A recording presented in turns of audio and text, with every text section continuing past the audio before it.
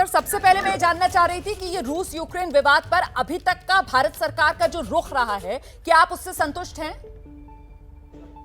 देखिए, बड़ा मुश्किल है ये कहना कि जो अभी तक हुआ है उससे हम संतुष्ट हों।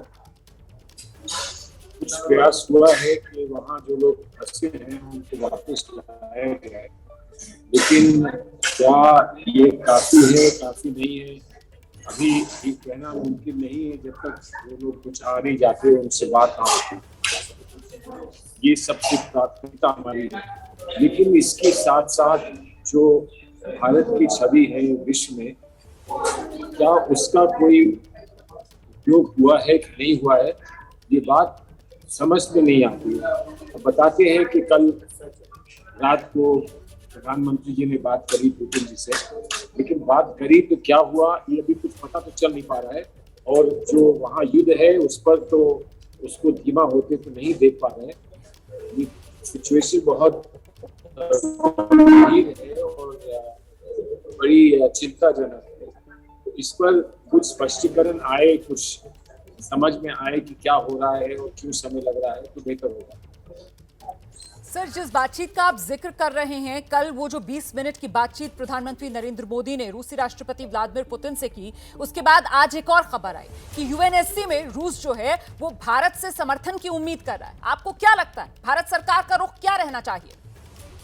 देखिए, ये बात तो बहुत दिन से हम लोग कह रहे हैं कि हमने जो विदेश नीति पर हमने कई निर्णय लिए हैं और जो भी प्रतिक्रियाएं हमारी रही हैं, वो हमको एक ऐसी मोड़ पर कर गई थी जो आज हमारे सामने आ गई। हमने हर एक से मिलकर हर एक को कुछ उम्मीद दिला दी है। अब ये सिचुएशन है जब देश में, मुल्क में बहुत सारे लोग सवाल कर रहे हैं और रूस पर सवाल कर रहे हैं। रूस के साथ बेलारूस है, लेकिन रूस अपनी मनमानी कर रहा है और इस पर हमारा क्या असर रूस पर है या अमेरिका पर है, ये बात साफ नहीं आ पा रही है। हमारे तो संबंध दोनों के साथ बनाए गए, लेकिन क्या अपेक्षाएं हमसे दोनों करते हैं, ये बात समझ में नहीं आ रही। उसके परिणाम क्या होंगे ये बात अभी समझ में नहीं आ रही। मैं समझता हूँ सरकार का दायित्व बनता है कि वो कहीं ना कहीं कुछ लोगों को कॉन्फिडेंस मिले और विपक्ष को कम से कम बिठा के साथ कुछ कॉन्फिडेंस में लेने का प्रयास करें। सलमान साहब, आशीष बोल रहा हूँ मैं सर, आप जो बात कर रहे हैं उससे संबंध में मैं एक सवाल पूछना चाहता हूँ कि देखिए, एक वर्ल्ड के सामने क्राइसिस तो आकर के खड़ा हो गया है सलमान साहब, और विथ योर रिच एक्सपीरियंस मैं ये ज़रूर आपसे पूछना चाहूँगा सर कि आपको क्या लगता है पोजीशन क्या लेनी चाहिए, क्योंकि पोजीशन तो लेनी होगी, जंग तो छिड़ गई है। पोजीशन ये तो ली नहीं जा सकती कि हम कुछ ना करें, और ये पोजीशन लेना कि बातचीत होनी चाहिए, तो उसका तो समय निकल चुका है। बातचीत करने के प्रयास हुए, बातचीत कामयाब नहीं हुई।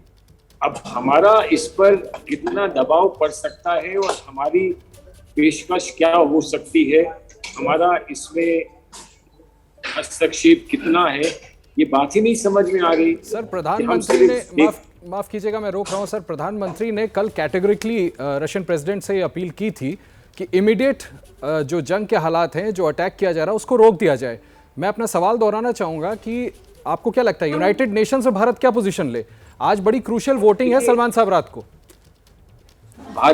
भारत की पोजीशन जो है वो भारत स्पष्ट नहीं कर पा रहा है ना। देखिए, सारी बात जो है ऐसे क्राइसिस की सिचुएशन में सरकार से ये नहीं उम्मीद करी जा सकती कि वो पूरी बात खुलकर कह दे।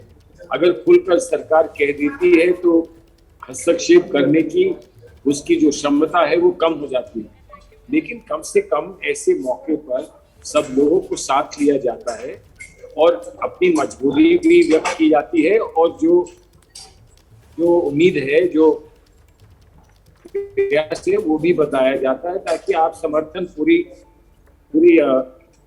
देश का प्राप्त कर सके, विपक्ष का प्राप्त कर सके। और विपक्ष का ये दायित्व बनता है ऐसे मौके पर कि जहां तक हो सके सरकार को मदद करे। लेकिन सरकार, सलमान सर, क्या आपको ऐसा लग रहा है कि भारत सरकार अभी कंफ्यूजन में है क्या आपको ऐसा लगता है कि इस मामले पर अभी खुद भारत सरकार मन नहीं बना पाई है, पसुपेश में है? क्या ये मैसेज जा रहा है? देखिए, मैं इस समय सरकार को क्रिटिसाइज नहीं करना चाहता। ये समय नहीं है, बहुत समय होगा जब बातचीत हो जाएगी, ये सवाल पूछे जाएंगे। इस समय तो मैं सिर्फ आग्रह करना चाहता हूं कि सरकार को विपक्ष के भी लोग हैं जिनको जानकारी है, जिनको अनुभव है, उनके साथ बैठकर कम से कम बात कर ले। सरकार का भी इसमें फायदा है, सरकार को भी शक्ति मिलेगी, बल मिलेगा। अच्छा सुझाव सर, बेहद अच्छा सुझाव जो आप सरकार को दे रहे हैं। बहुत बहुत शुक्रिया सलमान खुर्शीद साहब, एबीपी न्यूज के लिए वक्त निकालने के लिए।